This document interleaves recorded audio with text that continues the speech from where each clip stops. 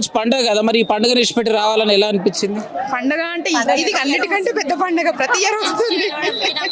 చిన్నప్పటి ఫ్రెండ్స్ కలవడం ఇంకా అందరికీ అదృష్టమే కదా, ఎప్పుడు కలవలేం కదా.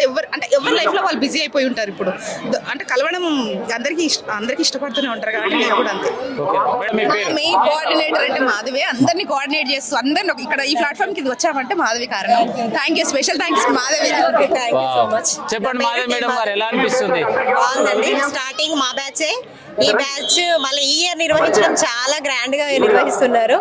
మా బాయ్స్ ఎంత ఎంకరేజ్మెంట్ అంటే మాకు ఎవ్రీ డే ఏ పని చేయాలన్నా మా పర్మిషన్ తీసుకొని, మా పర్మిషన్ లేదే ఫ్లెక్సీ లేకుండా అన్ని విధాలుగా మాకు పర్మిషన్ తీసుకొని ఇక్కడ నిర్వహించి ఎలాంటి ఇబ్బంది కలగకుండా అన్ని పర్మిషన్స్ మేము కూడా మా హస్బెండ్స్ ని అడిగి ఎలాంటి రిస్ట్రిక్షన్స్ లేకుండా హ్యాపీగా ఇక్కడ వచ్చినాం. మీ పేరు? నా పేరు జ్యోతి.